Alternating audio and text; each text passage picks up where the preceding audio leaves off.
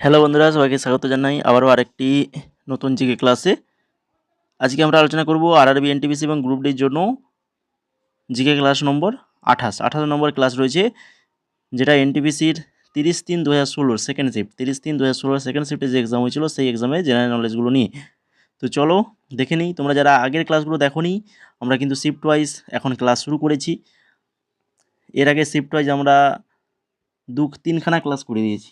তাছাড়া আরও তো আমার এনটিপিসি 2019-এর কোশ্চেনও আলোচনা হয়েছে, এবং গ্রুপ ডি এবং এনটিপিসির জন্য জেনারেল সায়েন্সের ক্লাসও করিয়েছি। প্রত্যেকটা ক্লাস তোমরা আমাদের ডেসক্রিপশানে পেয়ে যাবে। ডেসক্রিপশানে প্লেলিস্ট করে দেওয়া রয়েছে, সেখান থেকে প্রত্যেকটা ক্লাস তোমরা দেখে নিতে পারবে। খুবই ইম্পর্টেন্ট কিন্তু তোমাদের জন্য।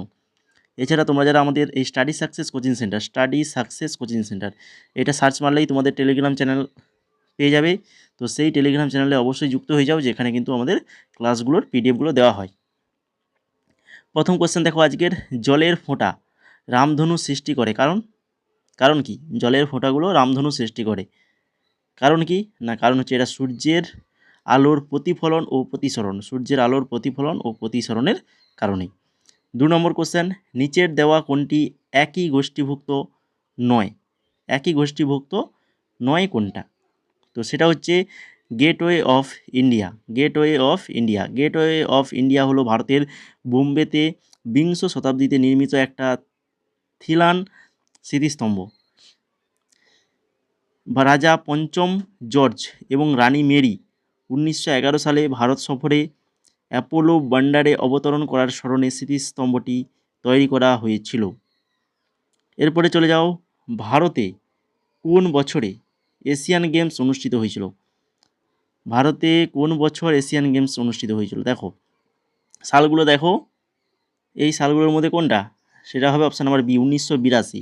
1982-তে অনুষ্ঠিত হয়েছিল, যেটা হচ্ছে দ্বিতীয়বার আয়োজন করেছিল ভারত। দুবার আয়োজন করেছিল, উদ্বোধনী ম্যাচ 1951 এবং 1982 এশিয়ান গেমস। এই দুটো কিন্তু আয়োজন করেছিল ভারত, 1951 এবং 1982, দুটো সাল মনে রাখো। এবারে কিন্তু 1982 দিয়েছে, তো পরের বার 1951 দিয়ে দিতে পারে। 4 নম্বর দেখো, মানব শরীরের অগ্নাশয়ের অংশ হচ্ছে, মানব শরীরের অগ্নাশয়ের অংশ সেটা কোনটা না? সেটা হচ্ছে যে পাচনতন্ত্র অগ্নাশয়ের অংশ। যদি মানব শরীরে তাপমাত্রা দেহের স্বাভাবিক তাপমাত্রার চেয়ে 5.4 থেকে 8 ডিগ্রি ফারেনহাইট বেশি হয়, তাহলে সেই অবস্থাকে কি বলা হবে? আমাদের মানব শরীরে তাপমাত্রা দেহের স্বাভাবিক তাপমাত্রার চেয়ে 5.4 থেকে 8 ডিগ্রি ফারেনহাইট যদি বেশি হয়, তাহলে সেই অবস্থাকে কি বলা হবে? Hyper pyrexia. কী বলা হবে? হাইপার পাইরেক্সিয়া বলা হবে। তারপরে দেখো 6 নম্বর, আইএমওর অর্থাৎ এর ফুল ফর্মটা আমাদেরকে বলতে হবে। আইএমওর ফুল ফর্ম হচ্ছে ইন্টারন্যাশনাল মেরিটাইম অর্গানাইজেশন। আন্তর্জাতিক সমুদ্র চলাচল সংস্থা, অর্থাৎ ইন্টারন্যাশনাল মেরিটাইম অর্গানাইজেশন, সংক্ষেপে আইএমও, জাতিসংঘের একটি বিশেষ সাহিত্য সংস্থা যা সমুদ্র চলাচল সংক্রান্ত সকল বিষয় তদারকি করে।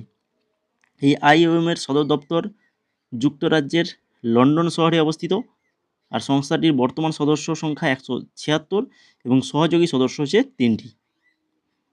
7 নম্বর দেখো, নিচের দেওয়া কোনটি ন্যাশনাল গ্রুপ ইন্স্যুরেন্স স্কিম বোঝায়? ন্যাশনাল গ্রুপ ইন্স্যুরেন্স স্কিম সেটা হচ্ছে কোনটা না? সেটা হচ্ছে অপশান নাম্বার সি, পিএমএফবিওয়াই, প্রধানমন্ত্রী ফসল বীমা যোজনা। এর হচ্ছে ফুল ফর্ম। প্রধানমন্ত্রী ফসল বীমা যোজনাটি হলো একটি শস্য বীমা, যা 18 ফেব্রুয়ারি 2016 সালে প্রথম ভারত সরকার দ্বারা চালু করা হয়েছিল। ঠিক আছে, এই যোজনার মুখ্য উদ্দেশ্য হলো কি, যে প্রাকৃতিক বিপর্যয়ের ফলে ফসলের ক্ষতির হাত থেকে কৃষকদের রক্ষা করতে তাদের আর্থিক সহায়তা প্রদান করা। ভারত সরকার এই যোজনায় 8,800 কোটি টাকা খরচ করার পরিকল্পনা করেছিল 2016-তে তখন। তারপরে দেখো 8 নম্বর কোশ্চেন, গ্রিন হাইওয়ে পলিসি 2015-র মূল লক্ষ্য কী ছিল? এর মূল লক্ষ্য ছিল পরিবেশ বান্ধব হাইওয়ে তৈরি করা। নিচের দেওয়া কোন ব্যক্তি স্বাধীন ভারতের প্রথম স্বরাষ্ট্রমন্ত্রী ছিলেন? স্বাধীন ভারতের প্রথম স্বরাষ্ট্রমন্ত্রী, বর্তমান স্বরাষ্ট্রমন্ত্রী কে? কমেন্ট করে জানাও। তোমরা দেখছি আগের যে ক্লাসগুলোতে আমরা যে হোমওয়ার্কগুলো দিয়ে থাকি সেটা তোমরা কিন্তু কমেন্ট করে জানাও না। তোমরা যেটা পারবে, যেটা আনসার মনে হচ্ছে তোমরা তো অবশ্যই কমেন্ট করে জানাবে। তো এখন কমেন্ট করে জানাও দেখি এখন আমাদের বর্তমান স্বরাষ্ট্রমন্ত্রী কে রয়েছেন। তো স্বাধীন ভারতের প্রথম স্বরাষ্ট্রমন্ত্রী হচ্ছেন, তিনি হচ্ছেন সর্দার বল্লভভাই প্যাটেল। সর্দার বল্লভভাই প্যাটেল। একটি কম্পিউটার প্রোগ্রামে এই যে ক্যাপচা, CAPTCA, এই যে ক্যাপচা হচ্ছে কি? এটা হচ্ছে একটা কম্পিউটারকে ব্যবহার করছে তা নির্ণয় করে। কম্পিউটার কে ব্যবহার করছে তা নির্ণয় করা। এর ফুল ফর্ম হচ্ছে completely automated public Turing test to tell computers and humans apart. হলো একটি নিরাপত্তা ব্যবস্থা যা ব্যবহারকারীর পরিচয় যাচাই করে। তো এরপর দেখো 11 নম্বর, নিচের দেওয়া কোনটি একটি গোষ্ঠীভুক্ত নয়? একই গোষ্ঠীভুক্ত নয় এদের মধ্যে, সেটা হচ্ছে স্প্যাম, SPM, স্প্যাম। বাকি এখানে যেগুলো আছে প্রত্যেকটা সম্পর্কে আমরা এখানে আলোচনা করব, প্রত্যেকটা সম্পর্কে। যদি ক্লাসটা ভালো লেগে থাকে তো অবশ্যই লাইক করে ফেলো, লাইক করে ফেলো। এবার দেখো এর প্রত্যেকটা সম্পর্কে দেখে নাও। প্রথমে যেটা রয়েছিল মেলওয়্যার, এটা কি? এটা হলো কোনো সফটওয়্যার যা ডিভাইসগুলির ক্ষতি করার, ডেটা চুরি করার এবং সাধারণত কোনো বিশৃঙ্খলা সৃষ্টি করার উদ্দেশ্যে তৈরি করা হয়। এই মেলওয়্যার মেলিসিয়াস সফটওয়্যারের সংক্ষিপ্ত রূপ। তারপর যেটা ছিল ফিশিং। ফিশিং এক ধরনের সাইবার আক্রমণ যেখানে আক্রমণকারীরা বৈধ প্রতিষ্ঠানের ছদ্মবেশ ধারণ করে ব্যক্তিদের পাসওয়ার্ড, ক্রেডিট কার্ড নম্বর বা ব্যক্তিগত তথ্যের মতো সংবেদনশীল তথ্য সরবরাহ করার জন্য প্রতারণা করে। তারপরে যেটা রয়েছে র্যানসমওয়্যার। এটা হচ্ছে এক ধরনের ক্ষতিকারক সফটওয়্যার যা সাইবার অপরাধীরা একটি কম্পিউটারে সংক্রামিত করে এবং ব্যবহারকারীদের অ্যাক্সেস যোগ্যতা সীমিত করে যতক্ষণ না এটি আনলক করার জন্য মুক্তিপণ প্রদান করা হয় ততক্ষণ। আর স্প্যাম যেটা, সেটা হচ্ছে অবাঞ্ছিত বা অবৈধ ইমেল বার্তা। এটা একটা ইমেল বার্তা। এরকম কোশ্চেন আসে যে অবাঞ্ছিত বা অবৈধ ইমেল বার্তাকে কী বলে, বলে অপশান দিয়ে দিল, তো সেখানে বলবে স্প্যাম। এরপরে দেখো 12 নম্বর কোশ্চেন, নিচের দেওয়া কোন বিবৃতিটি সঠিক? যে বিবৃতিগুলো দেওয়া রয়েছে এদের মধ্যে কোনটা সঠিক? জল, আমরা কি জানি জল কি? হাইড্রোজেন আর অক্সিজেন মিলে তৈরি হয় জল।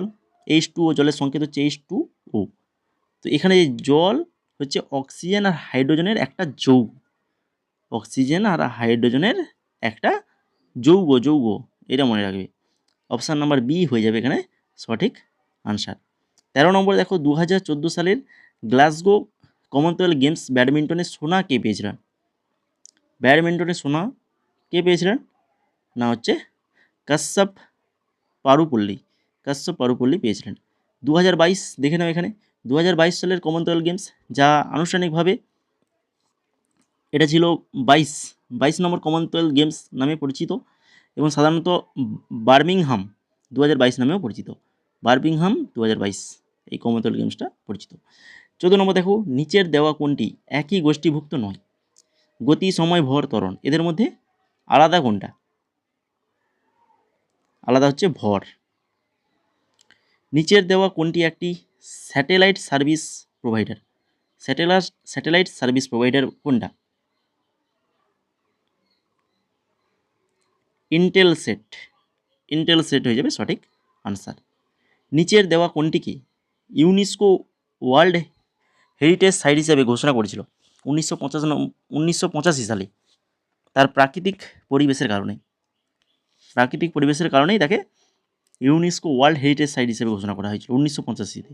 সেটা হচ্ছে মানস জাতীয় উদ্যান, আসামে রয়েছে সেই মানস জাতীয় উদ্যান। তারপর দেখো, যে মহিলা প্রথম কোন ভারতীয় রাজ্যের মুখ্যমন্ত্রী হয়েছিলেন? অর্থাৎ আমাদের ভারতের প্রথম মুখ্যমন্ত্রীর নাম জিজ্ঞেস করেছে, মহিলা মুখ্যমন্ত্রী। আমাদের ভারতের প্রথম মহিলা মুখ্যমন্ত্রী। তিনি হচ্ছেন কে? না, তিনি হচ্ছেন সুচেতা কৃপালনি। সুচেতা কৃপালনি হয়ে যাবে সঠিক আনসার।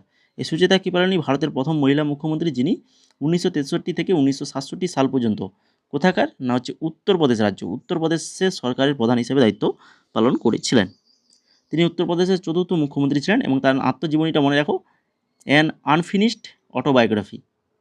ঠিক আছে, অ্যান আনফিনিশড অটোবায়োগ্রাফি, এটা কার আত্মজীবনী? আছে আমাদের ভারতের প্রথম মহিলা মুখ্যমন্ত্রী সুচেতা কৃপালিনী। 18 নম্বর দেখো, ওসামা বিন লাদেন নিহত হয়েছিলেন আমেরিকান সেনাদের হাতে পাকিস্তানের এই শহরে 2011 সালে। বলো, পাকিস্তানের কোন শহরে লাদেন আহত হয়েছিল? আমেরিকান সেনাদের হাতে আহত হয়েছিল। পাকিস্তানে তখন ছিল হচ্ছে বিলাল, পাকিস্তানের বিলাল শহরে ছিল। 19 নম্বর দেখো, 1905 সালে বঙ্গভঙ্গের আদেশ দিয়েছিলেন। সবাই জানো যে বঙ্গভঙ্গ হয়েছিল 1905 সালে। তো সেই বঙ্গভঙ্গের আদেশ দিয়েছিল কি? লর্ড কার্জন আদেশ দিয়েছিল। তারপর দেখো আরবিআই হচ্ছে রেগুলেটরি অথরিটি কার? ব্যাংকের না ব্যাংক অফ মিউচুয়াল ফান্ড?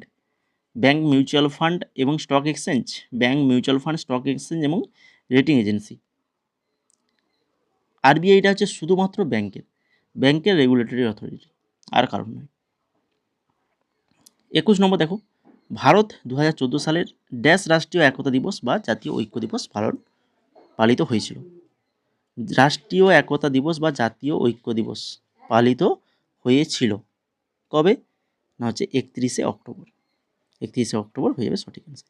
2014 সালে ভারত সরকার সর্দার বল্লভভাই প্যাটেলকে তার জন্মবার্ষিকীতে শ্রদ্ধা জানানোর লক্ষ্যে রাষ্ট্রীয় একতা দিবস বা জাতীয় ঐক্য দিবস চালু করেছিল। 2014 সালে চালু করেছিল।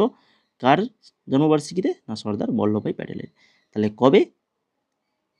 কবে না হচ্ছে 31শে অক্টোবর। ভালো করে মনে রাখো, 31শে অক্টোবর।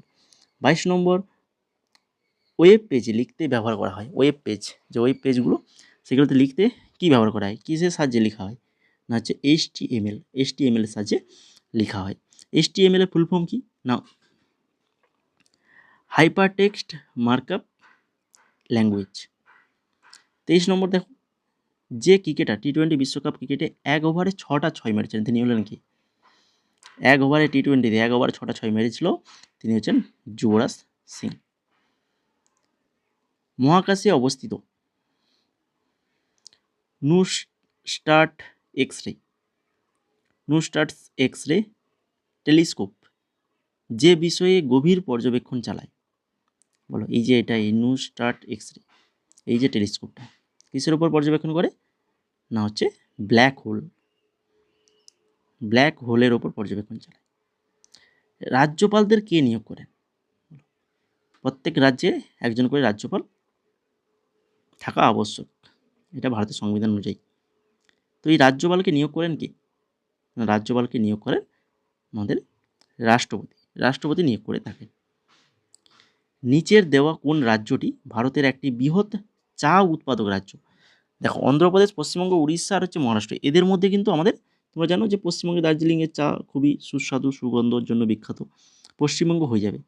যদি এখানে আসাম থাকতো তাহলে কিন্তু আসাম হয়ে যেত, আসামটা কিন্তু দেয়নি।